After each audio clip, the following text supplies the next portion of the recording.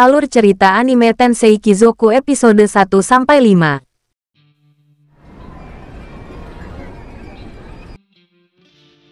Cerita ini dibuka dengan memperlihatkan penyerangan yang terjadi di dalam suatu minimarket. Di tengah berhamburannya semua orang, seorang pria yang kebetulan melintas tadi sengaja tersenggol oleh salah satu gadis yang kabur. Terlihat seorang penjahat yang menyerang minimarket menggunakan sebilah pisaunya. Di tengah cowok tadi yang hendak kabur, namun karena kedua gadis tadi tak bisa berdiri, hal itu membuat penjahat tadi bersiap untuk menerjang mereka berdua. Dan sebagai seorang gentleman, cowok itu pun tak tinggal diam dan berniat untuk melawan balik. Namun sayangnya,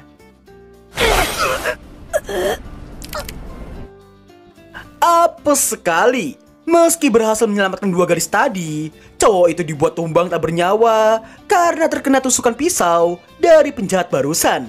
Di ambang hidupnya itu, cowok gentleman non apes ini nampak bersyukur karena kedua gadis tadi berhasil ia selamatkan. Yang bahkan dirinya meminta maaf karena telah membuat mereka berdua menangisi kemudarannya. Terlihat sesosok Sota yang baru saja terbangun. Yang mana diketahuilah, Sota yang baru terbangun itu adalah cowok gentle non apes yang barusan kita lihat. Mengira dirinya ada di rumah sakit, namun setelah menoleh ke arah seorang maid di sana, secara tiba-tiba,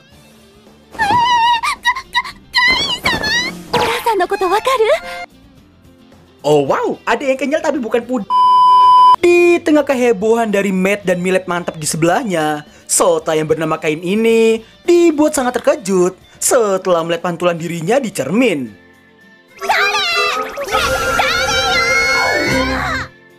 Setelah lebih tenang, Kain yang masih membiasakan tubuhnya itu, hal tersebut membuat Millet mantap dan Matt di sebelahnya itu menjadi khawatir dibuatnya. Mereka menduga Ken hanya masih linglung karena dirinya yang telah tertidur selama 1 minggu penuh. Setelah mendapatkan banyak sekali perhatian, emak dan Matt-nya itu terlihat hendak menyiapkan sup untuknya. Sekepergian mereka berdua, Ken yang masih tak mengenali mereka nampak bercermin dan seolah tak percaya bahwa dirinya telah berinkarnasi menjadi Shota. Meski tahu diri tidak selamat sebelumnya, namun Ken tetap bersyukur karena dirinya telah menyelamatkan dua gadis sebelumnya.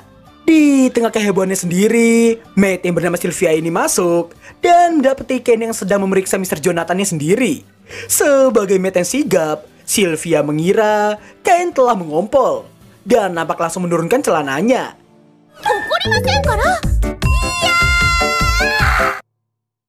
Meski malu karena telah ditepuk-tepuk untuk bersendawa, namun berkat adanya Sylvia di sana, Ken jadi mengetahui beberapa informasi yang ada. Yang pertama, dirinya jadi mengetahui nama lengkapnya, Ken Ford Silford, berumur 3 tahun, dan ayahnya bernama Garm, emaknya bernama Sarah, dan sang kakak yang lebih tua 2 tahun darinya bernama Rene. Informasi lainnya adalah emaknya yang ternyata adalah istri kedua dari Garm. Dan istri pertamanya itu bernama Maria, yang diberkati 2 putra yang bernama Jin dan Alex. Diketahui pula sang bapak yang ternyata adalah seorang bangsawan kelas atas yang menangani masalah perbatasan bermodalkan pasukan militer pribadi mereka. Setelah terus diajarkan oleh Sylvia, Ken dibuat bersemangat karena berbagai macam hal, mulai dari hutan monster, petualang, dan juga sihir. Melihat Ken yang bersemangat untuk belajar sihir, Sylvia pun memberitahukan Ken yang masih terlalu bocil untuk berlatih sihir dan merasa lebih baik jika Ken belajar membaca terlebih dahulu. Ken kemudian teringat dengan kenangan di kehidupannya di masa lalu, yang mana meski telah tiada, Ken tak memiliki satupun penyesalan di dunia lamanya itu. Scene berlanjut memperlihatkan sang bapak yang sangat bangga karena Ken sudah bisa membaca. Sembari memeluk sang adik, Rene pun membanggakan sang adik yang juga sudah bisa berhitung. Meski dipuji sekalipun, Ken hanya bisa terdiam karena sebenarnya dirinya telah duduk di bangku SMA. Sang emak yang menduga Ken adalah orang jenius, namun Ken nampak merendah dan memuji kinerja Sylvia dalam mengajarinya.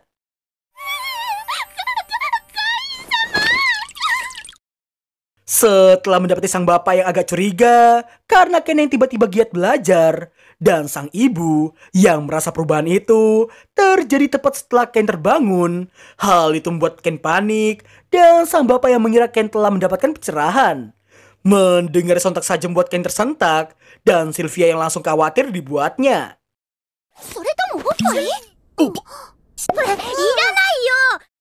Setelah memberitahukan alasannya, sang bapak kemudian bertanya apa yang diinginkan oleh Ken.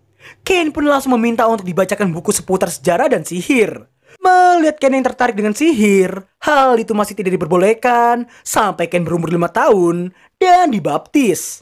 Dan sampai umur 5 tahun itu, sang emak merasa tidak yakin putranya itu akan mampu menguasai sihir secara tiba-tiba. Namun ternyata...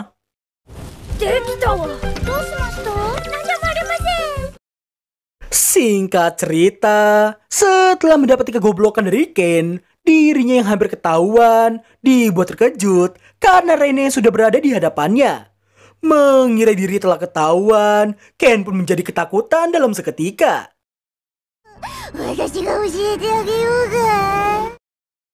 Setelah diajarkan banyak hal, Ken pun mendapatkan cukup banyak informasi tentang dunia barunya itu. Salah satunya adalah raja pertama negaranya itu yang memiliki nama Yuya. Hal itu sontak membuat Ken menyadari bahwa Yuya adalah orang Jepang seperti dirinya. Rene juga mengajari Ken berbagai macam jenis ras di dunia mereka. Dan tak terasa, 2 tahun pun telah berlalu. Ken yang kini telah berumur 5 tahun membuatnya sudah bisa dibaptis untuk bisa menggunakan sihir. Dalam perjalanan, Ken diajari Rene dalam memunculkan status sihirnya.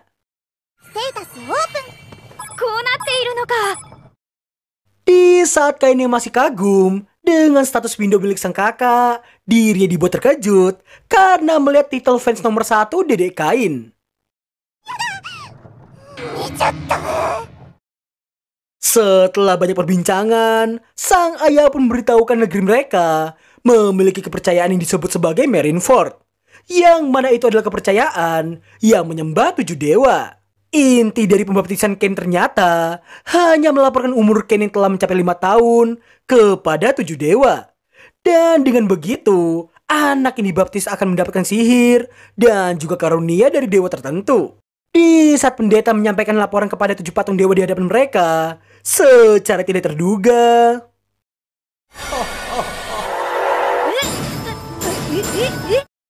Ken pun dibuat terkejut karena kesadarannya yang dipindahkan untuk menghadap para dewa. Biar simpel gue perkenalkan semuanya. Bapak rambut putih yang ada di tengah ini adalah dewa pencipta dunia itu yang bernama Zenom. Dewi Tepot di sebelahnya bernama Lime, merupakan dewi siklus modar dan hidup. Dewi sihir Reno, dewa militer Samos, dewa keterampilan Grimm, dewa perdagangan Panam, dan dewi bumi Bella.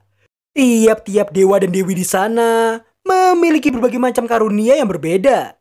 Dan diketahuilah, fakta pahit yang membuat Ken terkejut bukan main. Karena ternyata kemodernan heroik Ken di masa lalu merupakan hal tidak terduga. Karena meski Ken tak melakukan apapun, penjahat itu akan tersandung dan ditahan oleh orang-orang di sekitarnya. Dengan kata lain, pengorbanan Ken tidak berguna.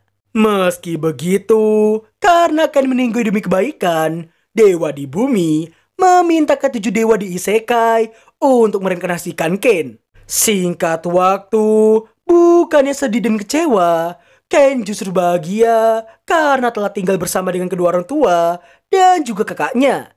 Senang dengan tanggapan dewasa Ken, ke-7 dewa itu memberikan karunia mereka masing-masing. Dan setelah waktu mereka habis, Ken mendapati Zenom yang cengengesan sesaat sebelum ia kembali.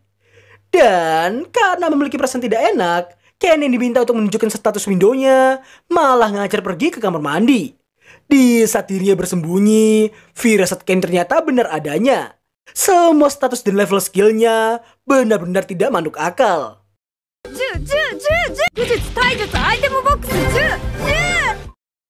Ken yang merasa semua itu harus disembunyikan mendapati sihir pencipta yang diberikan oleh Zenom. Dan bahkan sihir itu memiliki penjelasan langsung darinya.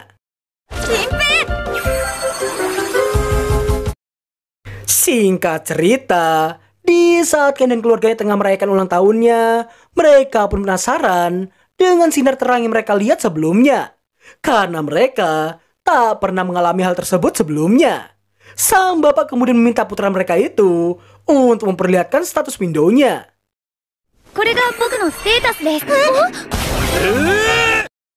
Mereka pun dibuat terkejut karena Ken mendapatkan karunia dari 6 dewa sekaligus. Terlebih lagi, fokus sang bapak tertuju pada jumlah mana Ken yang dirasa di luar nalar. Dengan semua skill dan sihir, serta mana yang dimiliki oleh Ken, sudah dipastikan masa depan Ken akan terjamin di semua bidangnya. Sang ayah kemudian melarang Ken untuk menunjukkan status windownya itu di hadapan orang lain. Karena takut jika Ken akan dimanfaatkan oleh pemerintah Wakanda. Setelah itu, Ken yang tengah mengistirahatkan tubuhnya mendapati buku tutorial Summoner. Ken yang sangat ingin hewan mofu-mofu langsung pergi untuk mencoba skill Summoner miliknya. Namun, bukannya hewan berbulu, secara tidak terduga, ini yang tersummon oleh Ken.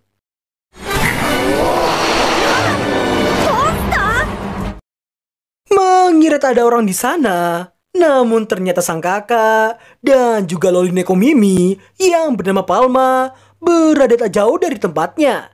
Hal itu membuat sang monster berpindah fokus pada kedua gadis kawaii itu. Ken yang merasa kejadian itu sama seperti yang dulu, dirinya nampak memberanikan diri untuk menerjang maju ke arah sang monster.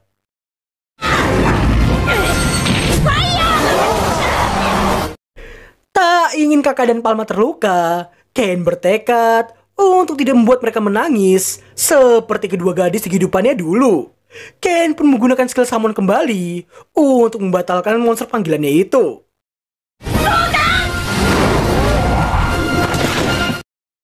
Bukannya manggil kedua orang tuanya atau manggil bantuan, kedua gadis itu malah menangisi Ken yang hidupnya dirasa tak akan lama lagi. Namun sesaat kemudian, sang kakak yang hendak memanggil kedua orang tua mereka ditenangkan oleh sang adik.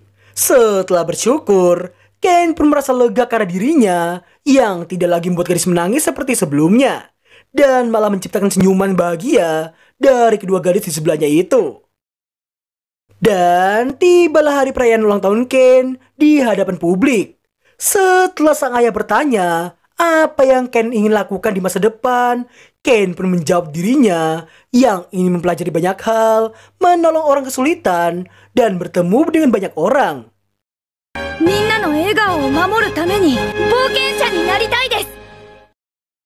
Karena impian Kain, sang ayah menasihatinya untuk belajar lebih banyak lagi tentang impiannya itu.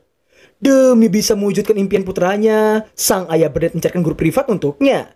Mendengar itu saja membuat Kain menjadi senang dibuatnya. Sylvia pun turut bahagia mendengar hal tersebut. Di saat Kain yang tidak sabar menantikan guru privatnya, hal itu membuatnya membayangkan guru privatnya akan memiliki tubuh berotot atau seperti nenek sihir. Namun tak lama kemudian, Sylvia memberitahukan guru privatnya yang sudah tiba. Mendengar yang membuat Kain langsung melihatnya lewat jendela dan berniat untuk menghampiri mereka secara langsung.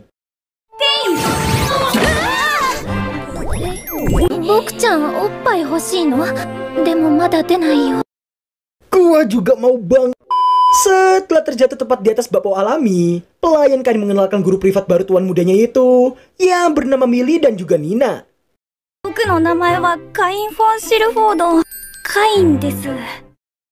Setelah itu, terlihat Millie dan Nina yang sedang mengenalkan diri mereka di hadapan Pak Garm. Di saat mereka yang tengah gugup, Millie mengomeli Nina yang masih mengenakan penutup kepalanya itu. Kain pun dibuat terkejut karena mendapati Nina yang ternyata adalah seorang elf. Pak Garm kemudian minta mereka untuk tidak perlu sungkan padanya. Pak Garm juga memberitahukan mereka berdua yang memiliki waktu 3 tahun untuk mengajari Kain tentang semua hal. Millie kemudian mengajak Kain untuk langsung memulai sesi mengajar mereka. Untuk latihan pertama, Millie meminta Kain untuk menunjukkan skill berpedang yang ia miliki.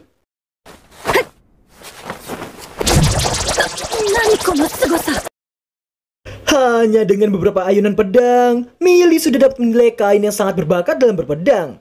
Bahkan Nina menganggap kain yang dirasa lebih kuat dari Milly. Mendengar membuat Milly berniat mengetesnya, dan dirinya mengajak kain untuk latih tanding dengannya. Dua ayunan pedang sudah cukup membuat Milly terkejut dan tak percaya bahwa kain adalah bocil berumur 5 tahun. Mereka semakin dibuat terkejut karena mengetahui kain yang baru saja menerima pembaptisan. Kain kemudian memberi tanda untuk memulai kembali latihan mereka.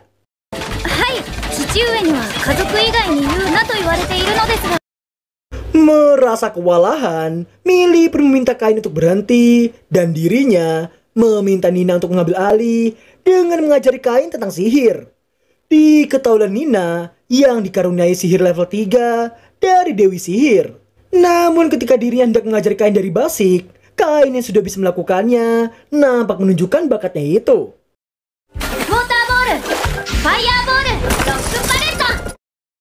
Nina pun dibuat kagum karena mendapati bocil 5 tahun yang bisa melemparkan sihir tanpa mantra. Ditambah kain yang bisa menggunakan semua elemen. Milly kemudian berbisik pada Nina yang merasa mereka tidak akan bisa mengajari apapun pada kain. Tak lama berselang, mereka berdua dibuat semakin terkejut karena mendapati kain yang bisa menggunakan item box.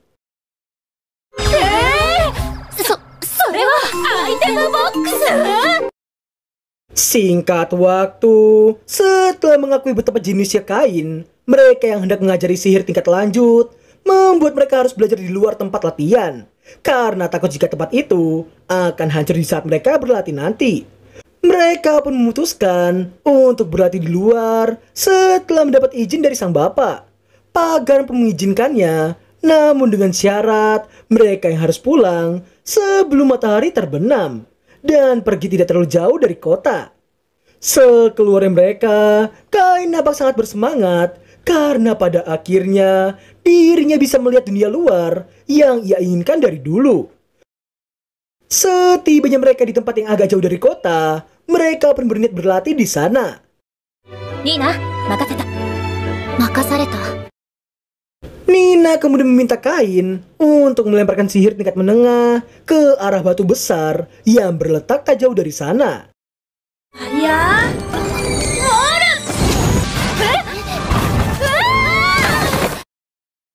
Dan sekali, Milly dan Nina dibuat terkejut karena melihat kekuatan sihir kain yang gak ada otak. Mengetahui kain yang tak kehabisan mana, hal itu membuat keduanya semakin terkejut dibuatnya.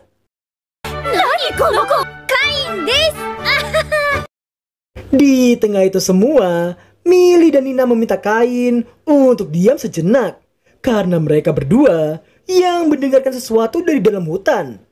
Dan sesaat kemudian,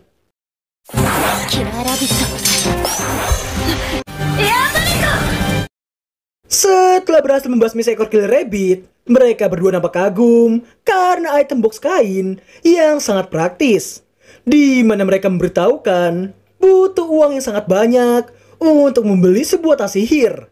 Setelah itu, mereka pun berniat melanjutkan perburuan dan Milly menyerahkan pencarian pada Nina. Sachi. Ita. Kain yang kagum dengan skill Nina barusan, hal itu membuatnya berniat untuk mencobanya juga. Sachi. Killer rabbit ga 300 meter saki ni 4 hiki. Mereka pun terkejut karena skill kain yang bisa mengetahui jumlah pasti para monster. Dan pada akhirnya, mereka pun mencoba untuk berhenti memikirkan soal bakat kain yang benar-benar di luar nalar. Kain yang mendapati seekor killer rabbit yang kabur ke dalam hutan membuatnya ingin mengejarnya. Namun Milly dan Nina melarangnya masuk ke dalam sana karena hutan itu adalah hutan yang sangat berbahaya. Karena di dalam sana terdapat monster yang dirasa terlalu kuat bagi mereka. Di mana diketahuilah beberapa puluh tahun sekali luapan monster akan terjadi, yang mana itu artinya para monster akan menginvasi kota dalam jumlah yang sangat banyak. Meskipun kain berkata dirinya paham, namun dalam hati dirinya ingin memasuki hutan itu suatu saat nanti. Singkat cerita, Kain pun dibuat terkejut karena mendapati levelnya yang naik cukup banyak hanya dengan basmi beberapa killer rabbit. Dan ternyata Kain memiliki pasif skill yang membuatnya bisa menaikkan 100 kali lipat EXP. Dirinya pun tahu itu pasti ulah para dewa. Dirinya juga takut akan diawasi atau bahkan dieksekusi oleh pemerintah Wakanda.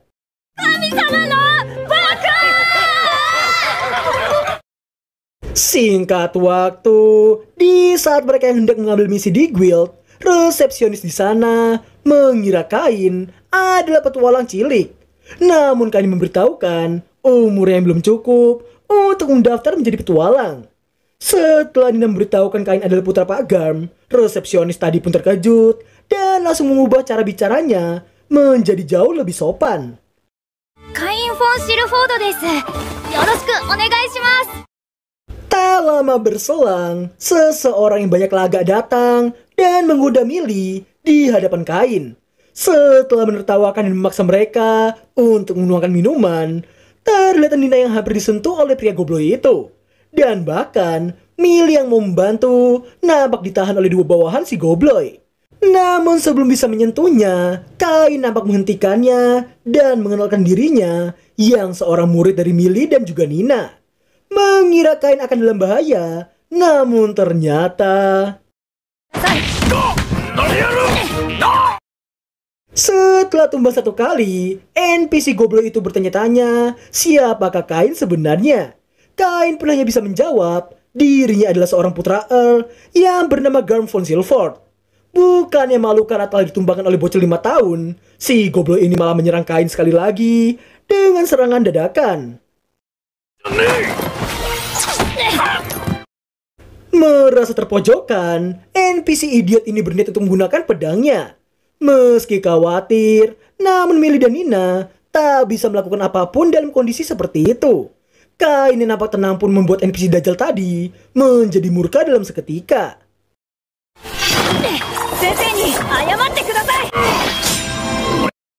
Setelah berhasil mengusir satu kroco, Kain yang mendapati Millie yang diancam oleh kroco yang lainnya, namun diri tidak peduli dan langsung melempar keluar mereka dari sana. 守ってくれてありがとう。次は私が守るから。 Setelah berterima kasih pada Kain, mereka yang hendak melupakan apa yang baru saja terjadi, membuat Millie mengajak Kain untuk berangkat ke hutan.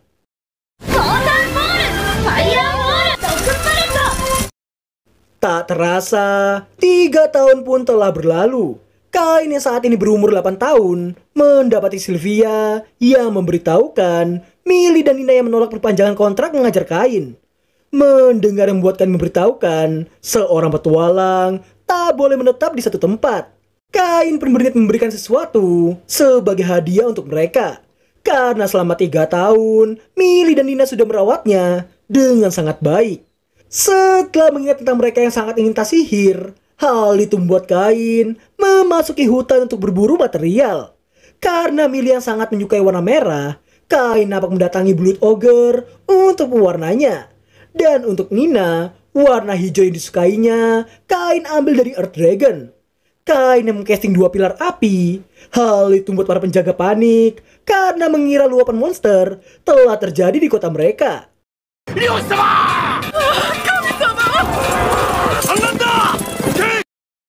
Di lain sisi, Kain tidak menyadari bahwa dirinya baru saja ngeprank satu kota tanpa disengaja. Merasa materialnya sudah cukup, Kain pun kembali menggunakan teleportnya.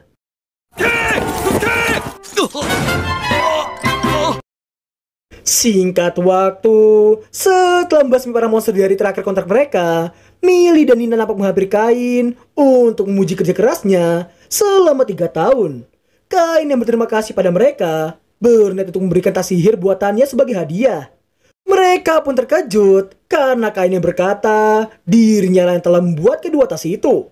Setelah mengetahui bahan pembuatnya yang berasal dari 2 monster yang sangat kuat, meskipun shock, namun Millie tetap memberitahukan bahwa party rank A saja belum tentu bisa mengalahkan salah satunya. Mereka berdua pun dibuat kembali terkejut karena tas sihir yang mereka terima itu memiliki kapasitas yang meski dirasa B aja oleh Kain, namun karena bisa menampung satu istana tempat tinggalnya, Mili pun shock bukan main mendengarnya. Mili kemudian meluruskan, tas sihir yang ia inginkan hanya akan mampu menampung satu kereta kuda saja. Dengan kata lain, tas sihir buatan Kain itu memiliki peringkat setara dengan harta negara. Takut akan menjadi incaran orang jahat, Kain pun mencoba menenangkan mereka karena tas sihir mereka yang bisa menyesuaikan diri terhadap tuan mereka yang telah diatur oleh Kain.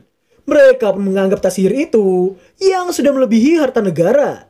Meski begitu, Mili dan Nina tetap menerimanya dan berterima kasih pada Kain dengan cara yang membuat kita semua, para Nigentropos Jomblo Erectus ini, menjadi iri melihatnya.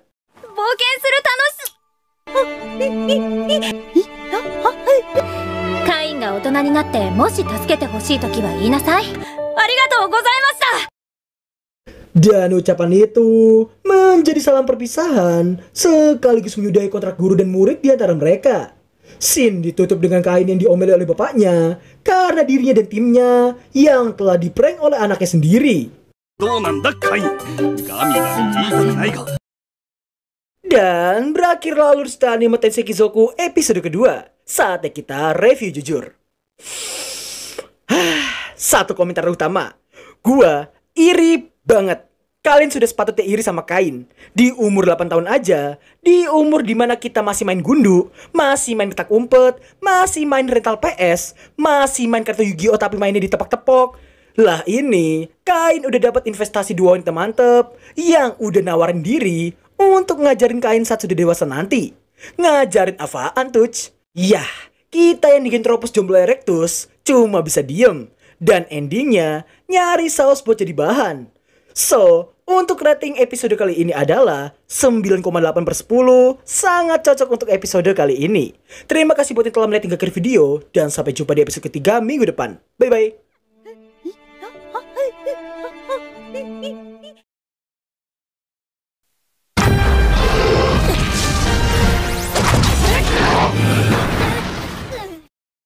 Scene dibuka dengan memperlihatkan Kain yang habis mengalahkan seekor naga. Dirinya tak percaya naga itu kalah dengan sangat mudahnya, membuatnya mengecek status yang ia miliki. Alangkah terkejutnya Kain karena dirinya mendapati jumlah mananya yang lebih dari 80 juta. Tidak hanya itu, Kain juga mendapatkan titel musuh bebuyutan monster dan juga titel Dragon Killer. Beberapa waktu kemudian, terlihatlah Kain dan keluarganya yang sedang dalam perjalanan ke ibu kota untuk menghadiri pesta debut di sana. Kereta kuda mereka nampak diiringi oleh beberapa pengawal untuk berjaga-jaga. Di tengah mereka sedang mengobrol, Kain berniat menggunakan skill search-nya untuk mempermudah tugas mereka. Kain yang mendapati banyak monster yang sedang mengepung beberapa orang, dirinya memberitahu sang ayah tentang kemunculan sejumlah monster dalam radius 3 km di depan mereka. Sang ayah yang terkejut karena jangkauan skill search putranya yang sangat luas, Kain memberitahukan detail informasi yang ia dapat. Merasa orang-orang itu sedang dalam bahaya, Kain meminta sang ayah untuk menyelamatkan mereka semua. Pagar pun meminta anak buahnya untuk pergi terlebih dahulu untuk mengurusi monster-monster di depan sana. Kain yang merasa para penjaga takkan sempat, hal itu membuatnya berniat mendahului mereka semua.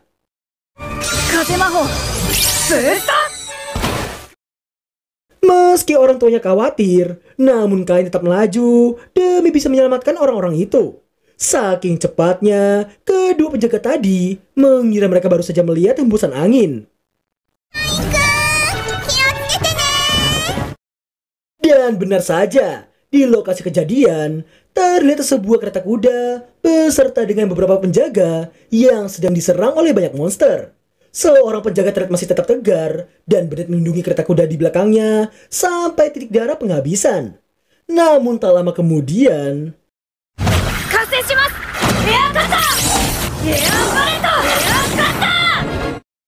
di saat Kain yang ingin melanjutkan serangan, dirinya khawatir sihirnya juga akan melukai para penjaga, memutuskan untuk menggunakan pedangnya.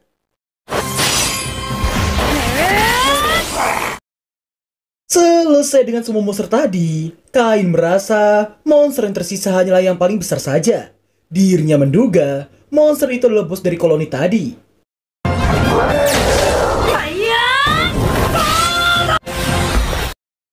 Meski telah diselamatkan, penjaga tadi tetap mewaspadai Kain untuk tidak mendekati kereta kuda di belakangnya. Kain yang tahu itulah tugas penjaga, nampak memperkenalkan dirinya terlebih dahulu. ガルム・フォン・シルフォード・グラシアの三男カイン・フォン・シルフォードと申します。 Penjaga tadi pun terkejut dan seolah masih tak percaya bahwa Kain adalah putra daerah perbatasan. Namun tak lama berselang, para penjaga yang tadi dikirimkan oleh sang ayah nampak baru datang ke sana. Mereka pun terkejut karena mendapati tuan muda mereka yang ada di sana terlebih dahulu. Dan lagi, mereka dibuat tersentak karena mendapati semua monster yang ada telah dikalahkan semuanya. Merasa lega dengan semua itu, penjaga tadi pun hampir tumbang karena sudah tidak kuat lagi. Kain yang melihatnya pun berniat menggunakan heal-nya untuk mereka semua.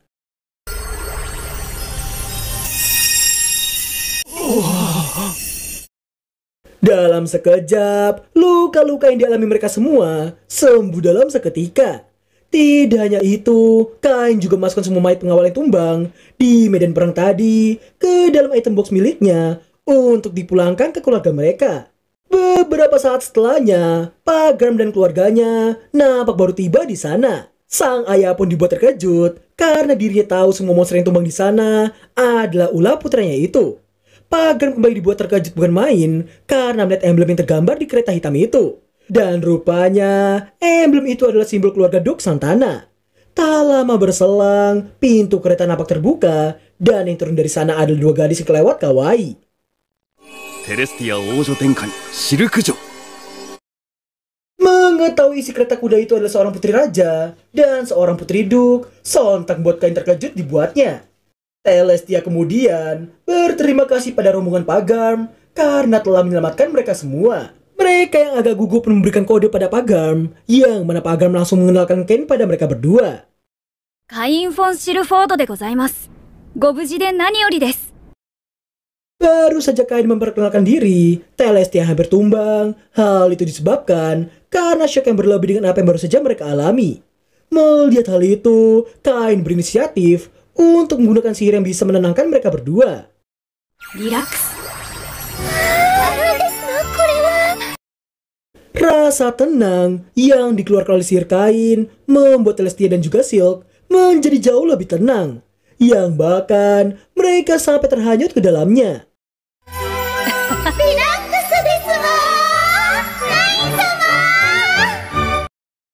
Tak ingin melewatkan kesempatan, Celestia memanfaatkan keadaan untuk mendekati Kain.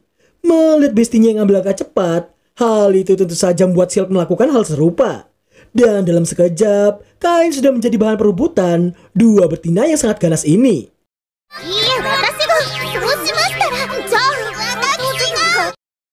Silk kemudian bertanya alasan Kain yang juga ada di sana. Kain pun memberitahukan dirinya yang sedang dalam perjalanan ke ibu kota dan hendak menghadiri pesta debut di sana. Celestia mendengarnya turut memberitahukan mereka berdua yang memiliki tujuan yang sama. Hal itu membuat Celestia mengajak Kain untuk ikut dengan mereka berdua.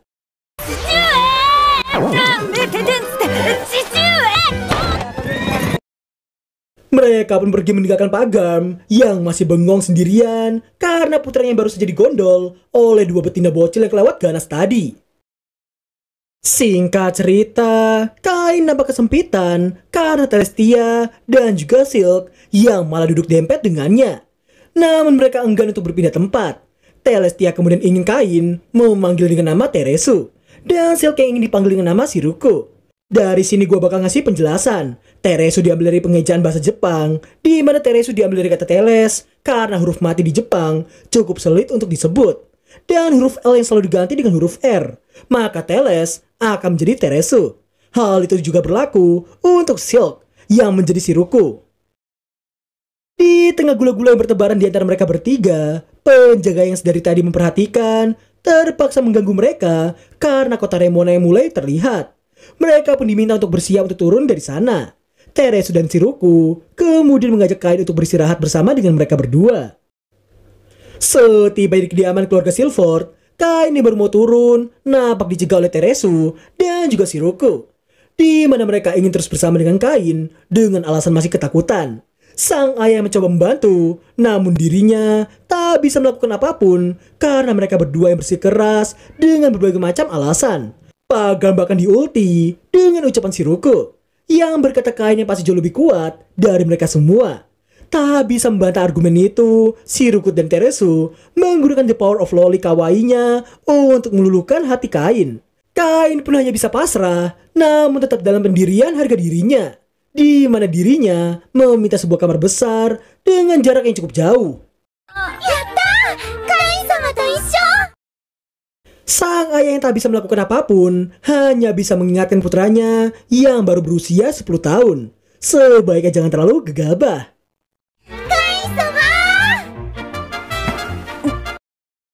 Singkat waktu sebelum tidur, Teresu dan Shiroko yang merasa jarak kasur mereka cukup jauh nampak menggesernya hingga mepet ke tempat tidur Kain. Melihatnya sontak saja membuat Kain terkejut dan merasa posisinya yang menjadi seperti huruf kawa yang berarti sungai. Kain-sama! Kain-sama! Dengan kekuatan Loli dan Chikara, mereka pun berhasil memenangkan argumen dengan Kain dan berakhir tidur bersama di satu ranjang yang sangat besar itu. 3人で寝ましょう。 Semua hal yang terjadi membuat mata Kain menghitam karena tak bisa tidur. Setibanya di istana kerajaan, mereka nampak disambut oleh Daim yang merupakan wakil kapten kesatria pengawal kerajaan. Diri nampak berterima kasih setelah mengetahui Kain adalah orang yang telah menyelamatkan Teresu dan juga Shiroko. Daim juga berterima kasih karena Kain yang telah mengantarkan semua rekannya yang telah tumbang. Setelah mengeluarkan semua jasad para pengawal, Kain memberitahukan para pengawal yang tumbang itu telah bertarung dengan sangat beraninya melawan 50 orc demi melindungi Teresu dan juga Shiroko. そのことを伝える。仲間たちに、そして帰りを待つ家族たちに。 Sebelum pergi, Dai menghentikannya dan memintanya untuk bertemu dengan sang raja. Meski terkejut, Kain tetap harus melakukannya.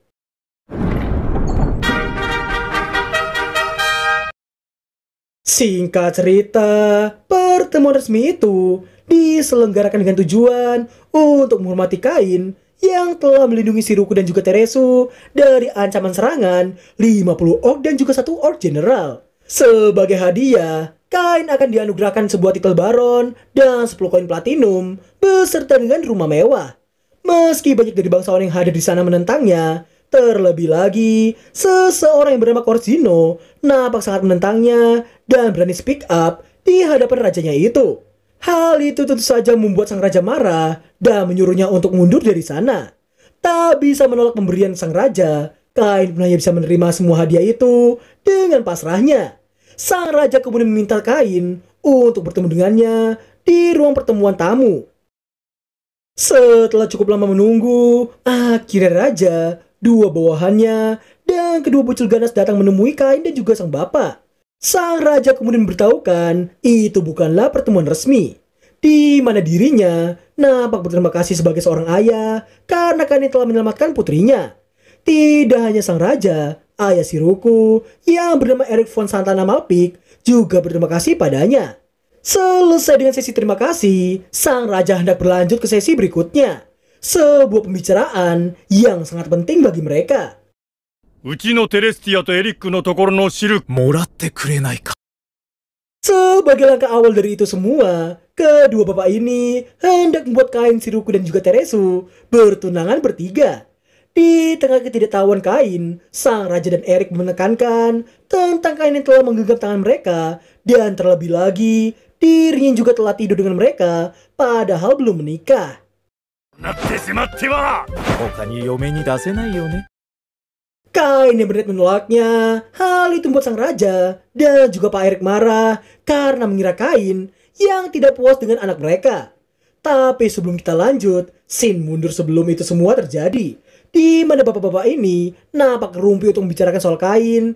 Dan setelah cukup banyak berunding, mereka memutuskan untuk memberikan kenaikan peringkat kepada Kain. Tidak hanya itu, sang raja juga bertanya pada Shiroko dan Teresu tentang mereka berdua yang terus menempel pada Kain. Dirinya pun bertanya jika salah satu dari mereka yang akan bertunangan dengan Kain, siapakah yang akan maju. Melihat Shiroku dan Teresu yang sama-sama ingin menikahi Kain, hal itu membuat sang raja memutuskan untuk membuat Kain untuk tinggal di negerinya.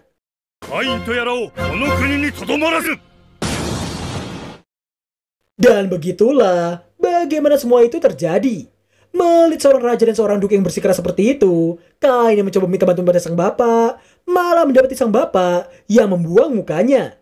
Kain yang mendapati semua perlakuan itu, hal itu tentu saja membuatnya sangat pasrah dan menerima Shiroku dan Teresu menjadi tunangannya.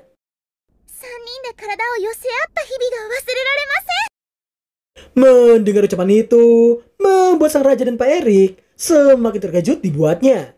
Hal itu sontak saja membuat mereka berdua meminta klarifikasi Kain lebih lanjut lagi. Kain yang berkata maksud dari ucapan mereka adalah posisi kasur, namun hal itu malah memperumit kesalahpahaman.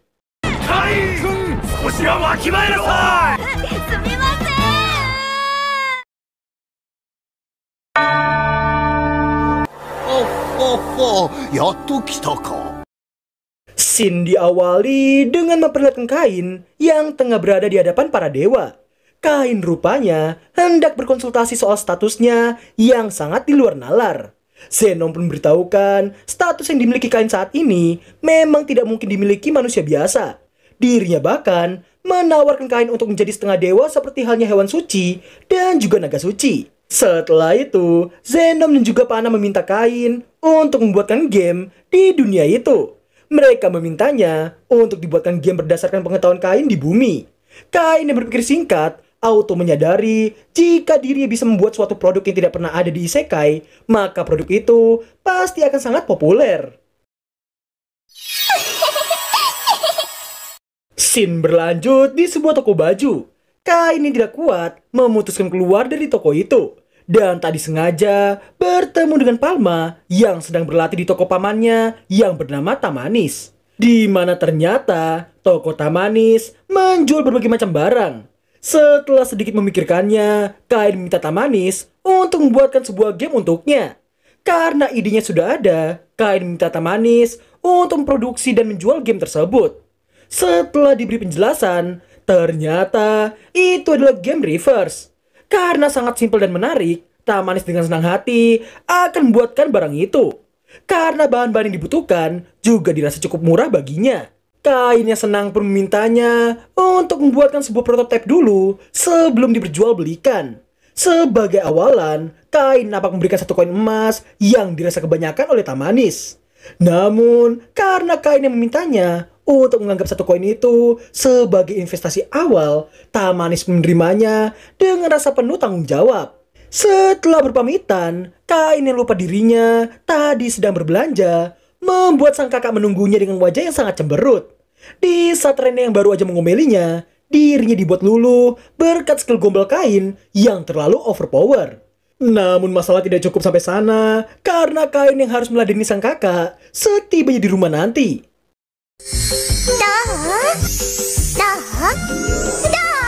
Karung mana karung gue karung. FBI open up. Rene kemudian meminta Kain untuk ikut mencoba baju barunya. Namun untungnya Sylvia datang dan memberitahukan Tamanis yang meminta Kain untuk datang ke tokonya. Dan ternyata Tamanis telah menyelesaikan prototipe yang diminta oleh Kain sebelumnya. Kain nampak sangat senang karena reverse yang dibuat oleh Tamanis dirasa sangat mirip dengan reverse di kehidupannya dulu. Setelah melihat gameplaynya, hal itu sontak saja membuat Tamanis menjadi terkejut dan merasa game reverse pasti akan sangat populer di masyarakat.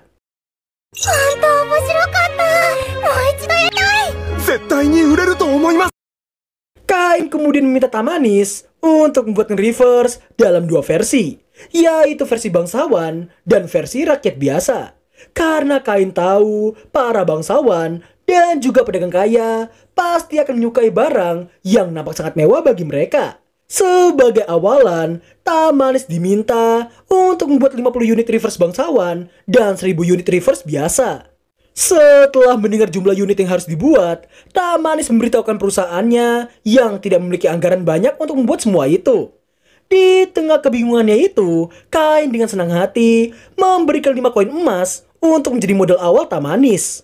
Hal itu sontak saja membuat Tamanis menjadi terkejut dan berat bekerja dengan sekuat tenaga. Setelah menerimanya, Tamanis mengajak Kain untuk membuat kontrak dengan Dewa Dagang. Karena dengan bersumpah menggunakan kontrak dewa, maka selama 3 tahun ke depan, takkan ada orang yang bisa meniru karya original Kain.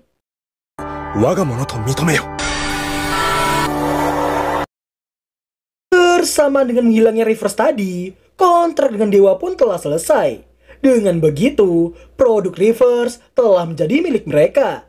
Setelahnya, Kain meminta untuk dibuatkan satu reverse versi bangsawan yang akan dia hadiahkan ke keluarga kerajaan. Mendengar sontak saja membuat Tamanis terkejut dan merasa tidak pantas karena dirinya hanyalah perusahaan menengah ke bawah. Setelah menerimanya, Palma kagum dengan koneksi yang dimiliki oleh Kain. Namun dalam hati, Kain merasa itu bukanlah sekedar koneksi biasa. Kain kemudian baru teringat soal reverse yang tadi menghilang, yang mana dirinya berharap para dewa bisa menikmati game yang ia ciptakan itu. Singkat cerita, Kain sepertinya lupa bahwa dirinya harus menghadiri pesta debutnya. Di sepanjang perjalanan, sang ayah terus-menerus mengingatkan putranya itu supaya berhati-hati dengan semua bapak-bapak yang menolakkan putri mereka.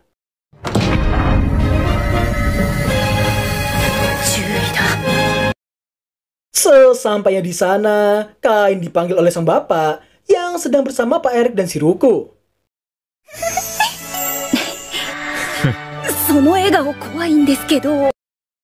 Karena episode kedua kemarin adalah event informal, kali ini mereka diwajibkan untuk menunjukkan formalitas untuk saling menghormati status bangsawan yang mereka miliki. Pak Erik yang berterima kasih, namun masih memendam rasa kesal karena kesalahpahaman sebelumnya.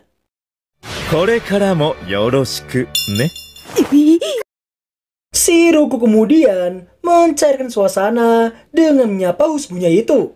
Setelah perkenalan dan ucapan terima kasih secara formal, Kain tanpa disangka-sangka mengaktifkan mode buayanya.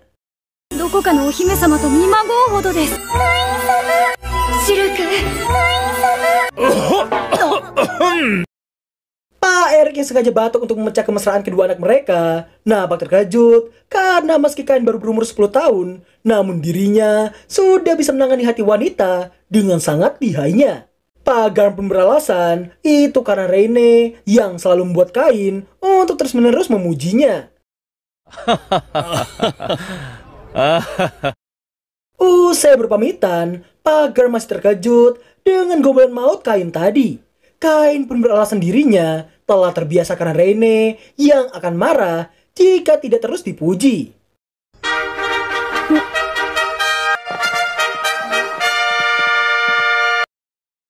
Bersamaan dengan suara trompet yang dibunyikan, terlihat Raja, Ratu, dan Teresu yang menyambut kedatangan semua tamunya itu. Setelahnya, para tamu dipersilakan untuk menyapa keluarga Raja.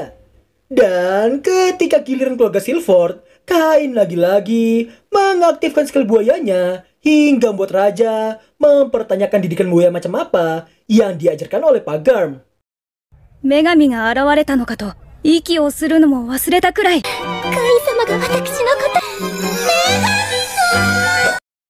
Demi bisa mencarikan suasana, Kain meminta izin untuk menunjukkan game yang ia bawa sebagai hadiah untuk sang raja. Setelah ditunjukkan, sang raja sangat tertarik dan meminta Kain untuk datang ke ruang tamu setelah acara selesai. Dirinya juga ingin membahas soal perlakuan Kain pada Teresu tadi. Selesai dengan sesi menyapa keluarga raja, Kain diminta oleh sang ayah untuk bertingkah layaknya bocil normal lainnya. Mendengar yang membuat Kain sadar bahwa tidak ada bocil yang sudah memulai bisnis dan menjadi seorang baron di umur 10 tahun. Tak lama kemudian, Shiruko datang dan mengajak Kain untuk ngebucin bersama dengannya. Setelah itu terlihat Kain dan juga Shiruko yang sedang ngebucin berdua. Karena bestinya yang tidak bisa mengobrol dengannya dulu, Shiruko merasa bahagia dengan adanya Kain di sisinya. Kain agak tidak enak karena selalu dipanggil dengan sebutan tuan, meminta Shiruko untuk mengganti panggilannya.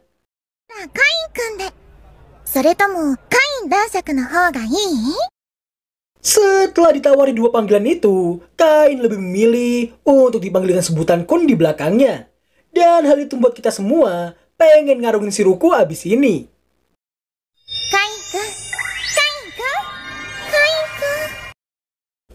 tengah kebersamaan mereka, 3 bocil kematian datang dan mengganggu suasana yang ada. Si bocil gendut yang memuji Gang Shiroku berharap nantinya Shiroku akan jatuh hati dengannya. Mimpi lu bocil! Namun, Shiroku menanggapinya dengan sangat dingin. Singkat cerita, karena kesalahpahaman yang terjadi, ketiga bocil ini mengira Kain adalah putra Baron yang sangat tidak sopan bagi mereka. Hal itu sontak saja membuat ketiga bocil dajal ini menentang Kain untuk adu mekanik dengan mereka. Di luar istana, Kain yang merasa Shiroku tidak perlu ikut malah mendapatkan godaan dari Shiroku yang langsung memeluknya. Ketiga bocil dajal itu kembali mengganggu kemesraan Kain dan juga Shiroku. Mereka mencoba tampil keren dengan menunjukkan berkah yang telah diberikan oleh dewa. Namun mereka malah dikacangin dengan Shiroku yang kembali bermesraan dengan Kain.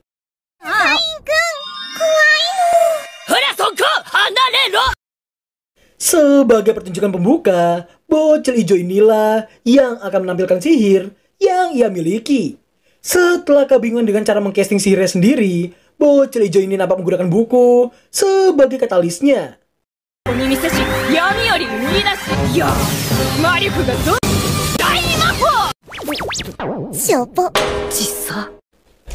Gini nih, kalau developer buat karakter atau skin, tapi entrance skillnya doang yang dibagusin. Karakter sama efek skillnya mah ampas banget. Giliran kedua adalah bocil koneng ini. Gua kasih tahu aja nih ya, entrance skillnya sama, cuma outfit dan output skillnya doang yang beda. Ampasnya sih dah pasti sama.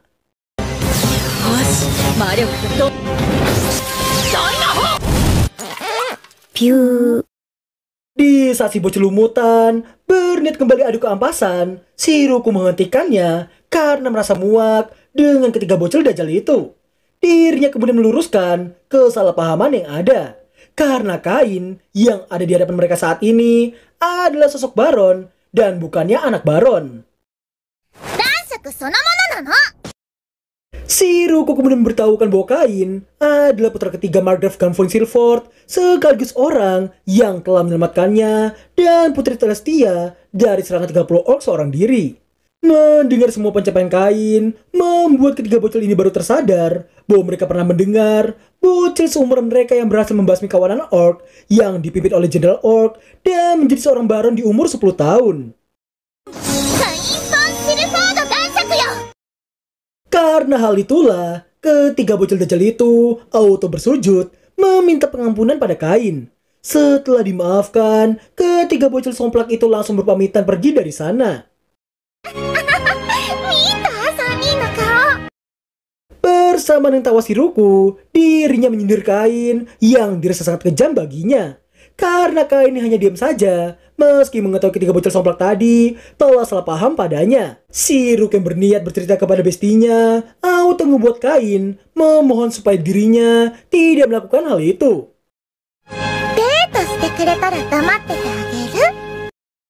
Baru aja diomongin, Teresu muncul dan bertanya apa yang sedang mereka bicarakan. Namun ketika Shiroku mau cepu, Kain dengan refleks langsung membuka mulut Shiroku dengan kedua tangannya. Teresu pun terkejut karena menyentuh bibir gadis yang belum menikah akan dianggap tidak senonoh.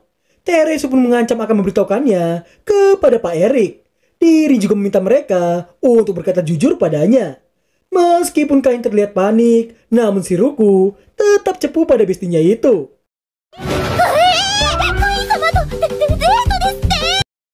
Teresu yang cemberut pun merasa iri karena dirinya yang juga ingin berkencan dengan Kain. Demi bisa ngempesin pipi waifunya itu, baru aja Kain ngajak Teresu untuk berkencan dengannya juga. Namun apesnya.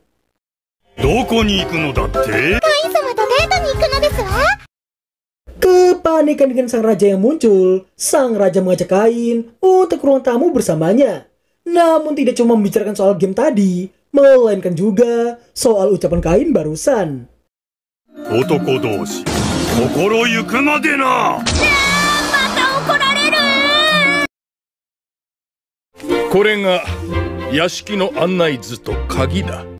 Scene diawali dengan memperlihatkan Pak Magna yang memberikan peta dan sebuah kunci untuk rumah baru Kain. Dirinya kemudian bercerita tentang sang raja yang hampir saja tidak menghadiri pertemuan penting karena mendengar Kain yang datang ke istana. Hal itu jelas saja menyulitkan Pak Magna selaku tangan kanannya. Kain yang baru aja merasa lega karena tidak harus meladeni bapak-bapak main reverse. Namun secara tiba-tiba Pak Erik datang dan ngajak Bayuan reverse dengan Kain.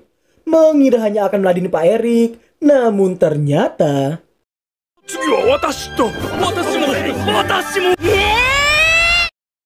setelahnya Kain nampak mengikuti peta yang diberikan Pak Magna tadi dan membawanya sampai ke sebuah rumah besar yang sudah tidak berpenghuni.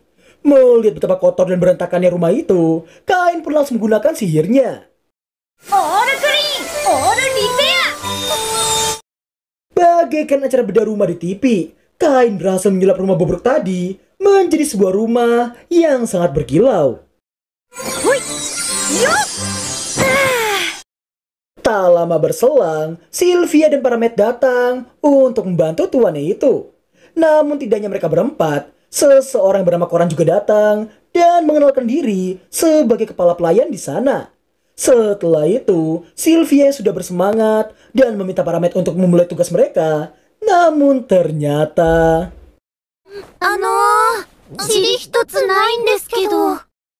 Dengan sangat santainya, Kain beralasan itu karena sihir yang tadi ia gunakan.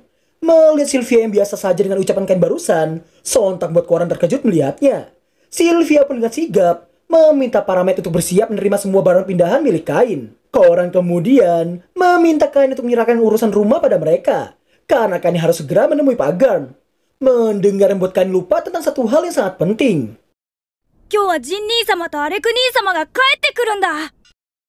Scene berlanjut di rumah. Terlihat dua kakak tiri Kain yang bernama Jin dan juga Alex. Mereka berdua nampak sangat bangga dengan pencapaian yang telah diraih oleh adik mereka itu. Di saat Rene mengatakan dirinya sangat ingin melihat rumah Kain, Alex nampak menakut-nakuti sang adik yang kelewat kawaii itu. Tiru kamu yo. Meski takut, namun Rene percaya bahwa Kain yang akan melindungi dirinya. Kain pun meyakinkan bahwa hantu tak akan muncul di rumah barunya itu. Mengira rumah Kain adalah rumah bobrok berhantu, namun setibanya di sana, Rene dan kedua orang tua mereka dibuat terkejut karena rumah baru Kain yang sangat di luar ekspektasi mereka. Sang bapak pun langsung menyadari putranya itulah yang telah membuat semua itu terjadi. Kain pun beralasan dirinya yang hanya menggunakan sedikit sihir. Setelah mengajak dua orang tuanya berkeliling seisi rumah, sang bapak merasa apa yang kurang di rumah Kain adalah sebuah karya seni. Mengetahui karya seni berupa monster yang diawetkan juga diperbolehkan, hal itu membuat Kain pergi dan kembali dalam waktu singkat. Namun tak lama kemudian... Teriakan Sylvia barusan membuat mereka terkejut dan mengira ada musuh yang menyerang. Kain dan Pak Garn pun sigap meluncur untuk melihat situasi yang ada. Dan ternyata... Rupanya, Sylvia dan para Met hanya merasa ketakutan dengan seekor naga yang baru aja dipajang oleh Kain. Kain pun panik karena dirinya yang lupa menjelaskannya ke Sylvia dan yang lainnya. Melihat yang membuat sang bapak terkejut dan bertanya alasan Kain yang bisa-bisanya menyimpan monster seperti itu. Kain pun beralasan dirinya yang telah mengalahkannya dari episode 3 sebelumnya. Mendengar sontak saja membuat Pak Garn terkejut dan memberitahukan bahwa Red Dragon adalah monster tingkat bencana yang bahkan banyak petualang di party rank A yang menjadi korban hanya demi mengalahkan monster itu. Setelah minta Koran untuk menjelaskannya ke meeting lainnya, Pak Garn yang sudah jauh lebih tenang memberitahukan pajangan Red Dragon itu bisa dihargai 1000 koin perak. Mendengar yang buat Kain berpikir sejenak dan terkejut karena 1000 koin perak sama dengan 10 miliar yen atau berkisar 1 triliun rupiah. 100 億円 Teriakan Sarah membuat Pak Garn dan juga Kain auto meluncur ke sumber suara. Dan ternyata mereka hanya terkejut dengan air yang menyembur dari WC.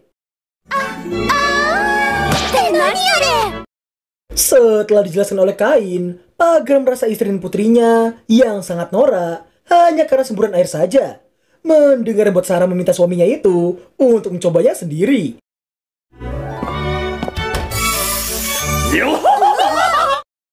Sekeluar pagam, dirinya yang menyinggung soal tamu undangan. Hal itu jelas saja membuat Kain terkejut, karena sang bapak yang menjelaskan bahwa tiap bangsawan yang telah memiliki rumah mewah diwajibkan untuk melaksanakan pesta debutnya.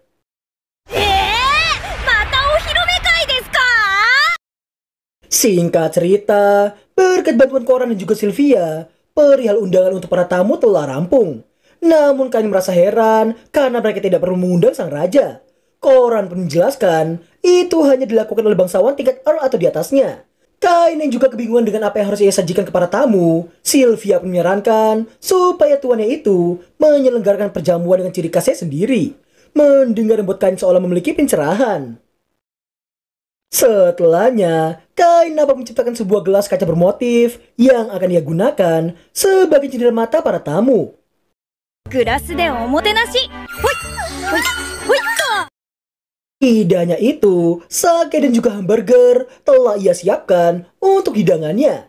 Sebagai awalan, dirinya meminta Sylvia untuk mencicipinya.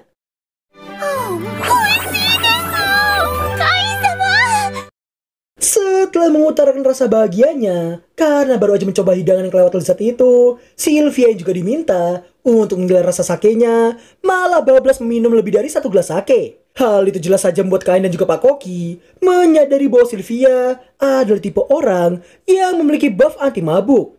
Tak lama berselang, Koran datang dan menyampaikan pesan yang meminta Kain untuk segera datang ke istana.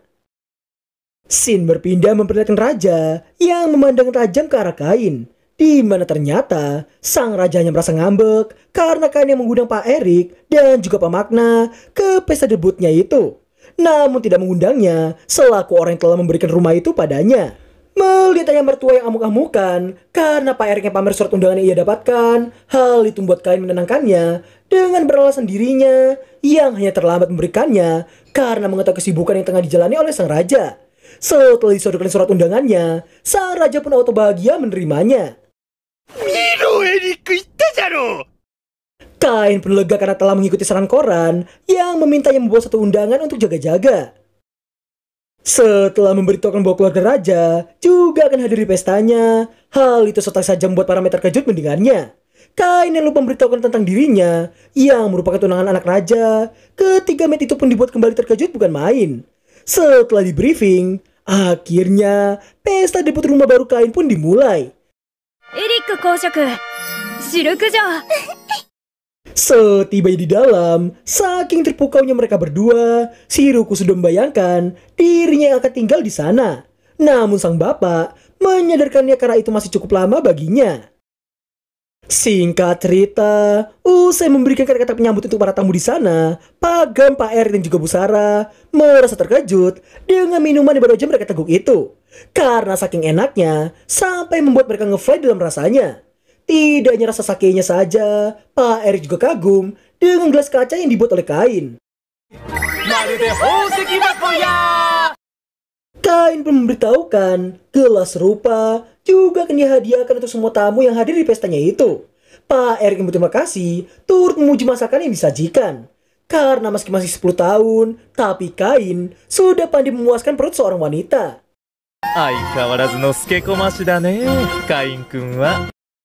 Setelahnya, para tamu dibuat terkejut karena melihat keluarga raja yang juga turut hadir di sana. Sang raja pun meminta kepada semua orang untuk melanjutkan pestanya.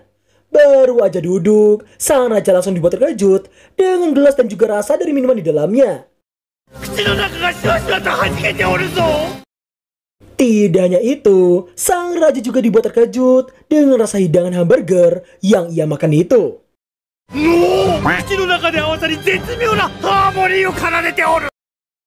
Tak lama kemudian, sang ratu juga mempertanyakan benda pengucur yang ada di dalam toilet. Dirinya merasa kamar mandi istana raja juga harus memilikinya. Sang raja yang bertanya maksud dari istrinya itu, sang ratu meminta suaminya itu untuk mencobanya sendiri. Sang raja kemudian memuji semua hal yang ada di dalam rumah baru Kain itu. dan menobatkan pesta debut Kain menjadi pesta terbaik yang pernah ia hadiri. Mendengar pujian raja membuat semua tamu di sana bertepuk tangan untuk Kain. Di tengah kesenangan itu, koran datang dan memberitahukan sesuatu, di mana ternyata Marquis Corgino datang dengan tampang pengen ditampol. Setelah merendahkan Kain dan juga rumahnya, koran yang hendak menjelaskan tentang patung Red Dragon, namun Kain menghentikannya.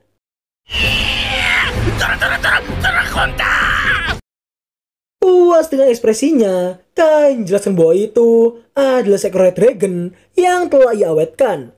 Tindakan menyebalkan Corgintol gak cukup sampai sana. Sesampai di dalam, para tamu dibuat emosi dengan sikap Corgintol yang sangat tidak sopan. Setelah mencicipi makanan dan juga minuman di sana, si Corgintol ini enggan untuk mengakui betapa enaknya hidangan yang telah disajikan oleh Kain. Melihat wajah Kain yang emosi, koran menasihati tuannya itu untuk menahan diri di hadapan seorang Marquis. Mendengar membuat Kain seolah memiliki satu ide. Setelah itu, Kain terlihat mengantar gelas kaca untuk cindera mata si Corgintol. Bukannya berterima kasih, Corgintol malah seenak jidatnya meminta gelas 100 unit beserta dengan sake dan juga resep hamburgernya. Meski terlihat takut, namun aslinya Kain sedang menggunakan skill deteksinya. Setelah cukup lama mengulur waktu, Kain yang memberikan hadiah terbaik dari seluruh negeri. Hal itu jelas saja membuat Corgintol senang dan mengira itu adalah sebuah permata. Namun Kain memberitahukan itu bahkan jauh lebih berharga daripada permata, karena hadiah dimaksudkan adalah ini. この国最大のもの Melihat kehadiran sang raja di sana, sontak membuat Corgintol terkejut dan mempertanyakan alasan sang raja yang juga ada di sana. Sang raja pun beralasan itu karena Kain yang telah menyelamatkan Teresu. Setelah mendapatkan sedikit ancaman dari sang raja, Corgintol pun auto kabur dari sana. Tak lama kemudian, si Ruku mendekati Kain dan menyadari bahwa itu tadi adalah taktik yang digunakan oleh Kain untuk mengusir Corgintol. カインくんっていたずらっ子。カインくんっていたずらっ子。カインくんっていたずらっ子。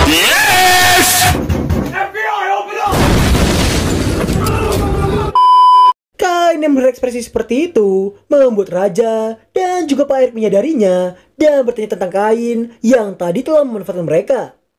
この国最大の圧力って。どうも、この国最大の圧力です。 Lupa dengan adanya raja dan juga Pak Eric di belakangnya, Kain malah jujur seenak jidatnya. Hal itu jelas membuat dirinya mendapatkan omelan dari mereka berdua. ごめんなさい。子供だったら泣いてるよ。